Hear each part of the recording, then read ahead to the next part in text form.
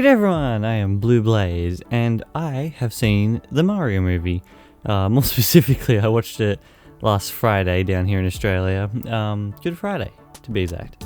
However, I wasn't planning necessarily on talking about it. However, the video that I had planned for this week is going to take a little bit longer as I've been busy with assignments and work experience and all that sort of thing. It's going to take a little bit longer. It should be out by next week. However, this week's video, well, the video that I was going to put out for this week, it's going to be a little bit delayed. Therefore, I thought I have something to talk about in the Mario movie, and I may as well stand up and talk about it, I guess. I don't know, I don't sit while I record. And, I guess this is completely unscripted. I haven't got, like, any notes in front of me or anything like I generally do when I do my sort of unscripted videos.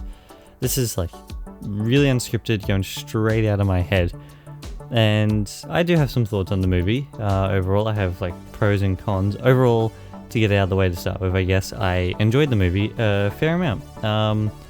Personally, I wouldn't say I enjoyed it to the point that I did of Sonic 2, like the second Sonic movie. Maybe around the same as the first Sonic movie. However, I guess that's a lot more to do to my bias anyway, because I'm much more of a Sonic fan than I am a Mario fan.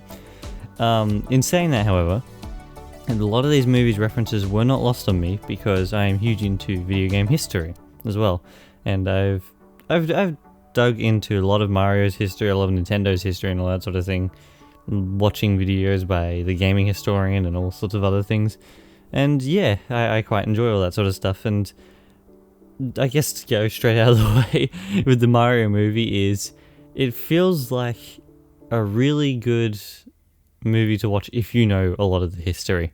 I went to watch it with some of my family and a friend of mine, and my poor friend probably got really frustrated with me because every time a reference would pop up on the screen, I'd be too happy. I would have to say something, and it probably frustrated my friend to no return. However, with that, it's really good for that sort of thing, like picking up references and all that sort of stuff in the background, like this duck hunt sign. Oh yeah, this is a spoiler video as well. I will have that in the title. This is a very big spoiler video. Been warned, I guess. There's like the duck hunt sign in the background in Brooklyn, the Jumpman arcade machine, the pizzeria that has all the characters from Punch-Out on it, all that sort of thing. Like, I like it. Yeah, the Punch-Out pizzeria. I think the first thing that really got me in the movie is when they went down onto the second level. They went down into the sewers, and it said level 1, 2, and it started playing the music, the normal music that I don't know whether to start replicating it or not. Replicating? I don't think that's the word. Anyway, replicating, that's what I meant to say. However, yeah, it's all these different references are probably my favorite part of the movie. I think the biggest one that I could hear my brother, who was, I don't know, 1, 2, 3, 4 seats away from me or something like that. And he's a huge fan of Mario 64. And to put it in context, he's a lot younger than me. Like, he's, I think he's about 6 years younger than me. 6, 7 years almost. And he's, as soon as King Bob-omb came on screen, I could hear him sort of like trying to cover his mouth and not speak too loudly at the same time, because that sort of thing. And when I saw King Bob-omb as well, I was like, oh, King Bob-omb! Like, he never gets shown in anything. It's great to see him again, and I actually feel really bad for what happens to him in the movie. I think me and my family, like my siblings at least, feel really bad for what happened to King Bob-omb of all things. Anyway, it's great. Like, all the little references, all the things, like there seem to be a lot of Mario 3D World references in particular. I'm not sure if that's because that's the direction Nintendo wants to put the Mario World in or not. However, yeah, I think that's interesting. Although everyone's talked about the references online, I might as well keep it sort of as that. I guess I may as well talk about the main problem I had with the movie, and that was down to its pacing. I found that when it come to how quickly it moved through scenes, it's like they cut either end of the scene, or at least the end part of the scenes, and it moved directly onto another scene without much time to breathe and think about what's happened. Like it it goes from one scene to another to another to another as quickly as possible, like having to get things out of the way. And what I'm really hoping comes out of maybe a Blu-ray release is sort of like a director's cut where they add all the extra scenes back in. Because like there's one in the trailer that would never showed up in the movie where it comes to the cheap going on Mario's face. And yeah, it's kind of like I would have easily watched another half an hour of the movie personally. However, I don't know. I can understand why they wanted it to be an hour and a half for the youngins. A lot of them don't tend to sit still that long. However, in my sort of case, I didn't mind the length of Sonic the Hedgehog 2. I know a lot of people did, by what I've seen online. I might be wrong. However, but I understand there's a lot of people who didn't like how long Sonic the Hedgehog 2 was. They thought it was a little bit too long. I liked it. I don't know. To me, that's my favorite video game movie, basically ever. However, again, bias. Yeah, it's sort of 1 hour and 30 minutes. It didn't feel like 1 hour and 30 minutes. It felt like maybe 50 minutes, and things were chopping and changing and chopping and changing and chopping and changing. Like it never slowed down for half a second, except for like the beginning part. That it was nicely paced at the start, and then after that it was like, nah, keep going as quickly as possible. Like there's a lot of things that felt cut, and yeah, that was probably my biggest problem. And a lot of the time it did take me out of the movie a little bit, where it's like, oh, okay, this is getting interesting, and then next thing, okay. Apart from that, however, I guess you have the licensed music was a little bit iffy. I don't know why. I don't know why that had to be there. Yeah, I listened to one of the songs that was meant to be in the Donkey Kong section when they're driving around, and it's a Donkey Kong Country remix, and they took it out and put Take On Me there, which is like, I like Take On Me, it's a good song. However, it's Donkey Kong Country remix. It sounds amazing. Like, why isn't it there? Like that sort of thing. It's kind of frustrating. And yeah, it's another thing I'm sort of hoping that in a Blu-ray, if it ends up being sort of like a director's cut or something, that'd be good to put the original music back in, because I think it would work a little bit better personally for me.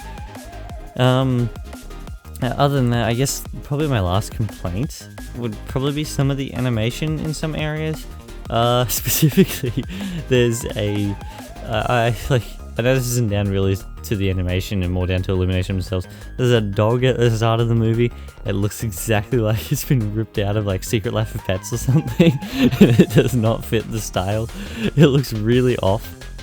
And like when I think of dog in Mario, like I guess the first thing I think of is Chomp Chomps, or Chain Chomp, sorry.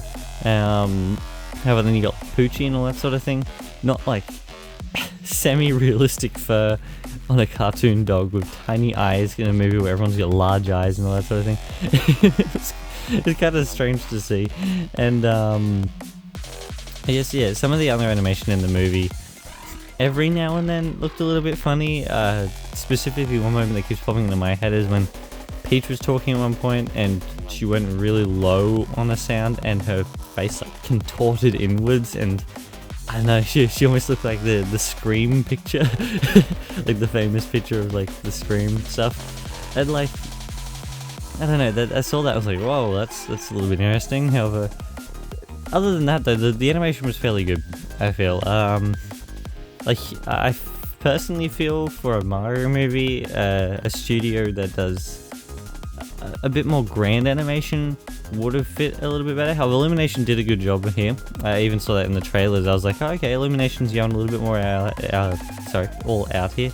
I think I specifically noticed that more like in the original trailers with the ice castle and everything for the penguins and all that sort of thing, and when the lava dropped, well, the magma, I guess, dropped from Bowser's ship, and it was like the texture on it and the way it moved and everything like that. The way Bowser moves, yeah, that sort of stuff. The animation is pretty darn good. Some key areas I noticed. However, yeah, and the art style I think was pretty fantastic personally. I don't know. There's some character designs that are a little bit iffy to me. However, other than that, like seeing the Mushroom Kingdom, even though we didn't spend enough time in these certain locations, like when I walked past Bubble and Battlefield, the Sand Kingdom, through the Cheap Shape area, they looked amazing, and I really wish we got to spend a little bit more time in them. And I'm hoping the next movie doesn't go straight into like space and Rosalina and such, because there's a lot more in this world that has to be explored yet, I feel. That's me, however. Yeah, I think overall, Star was really good. The dog at the start was a little bit strange. Yeah. Anyway, and I think, I guess the music, as I was sort of saying, no more licensed music, please. However, every other piece was like some sort of remix or like a new theme that fit perfectly with Mario, in my opinion, and it sounded amazing. I think the music overall by, I think his name's Brian Tyler or something like that. I'm sorry if I got that wrong. Pretty darn good. I like that a lot. It makes me want the next Sonic movie to use a little bit more of its video game music. Anyway, moving on. I guess another little bit of a problem I had was some of the characters didn't get that fleshed out, I guess. Donkey Kong was... yeah, Donkey Kong, I guess. I've never been the biggest fan of the character Donkey Kong, personally. Like, I like the games. However, like, yeah, the character himself I've never been a huge fan of. Even back in the day when I was a kid and I watched the Donkey Kong Country series. Yeah, that was a thing. And I'm sad that Diddy Kong didn't get much more of a talk about in the movie. One thing I wished for is that Kong that opens the gate and drives them around. I feel like that should have been funky. I feel like that would have been neat. I guess, yeah, when it comes to the characters and everything like that, yeah. Donkey Kong's, yeah, he's okay. Mario, it feels like they're going through his arc really quickly. Like it's fairly certain that he wanted to be accepted in the start. However, it's only when he's talking to Donkey Kong in the eel that he like specifically wants to be accepted by his father, and then that gets brushed over really quickly. Oh, the eel, by the way, often a little tangent. The more eel out of Mario 64, when I saw that, I thought that was one of the best things ever. Yeah, anyway, yeah, back to character. Yeah, Mario's character, I feel like it was a little bit rushed in the movie. Luigi, I think, was fine.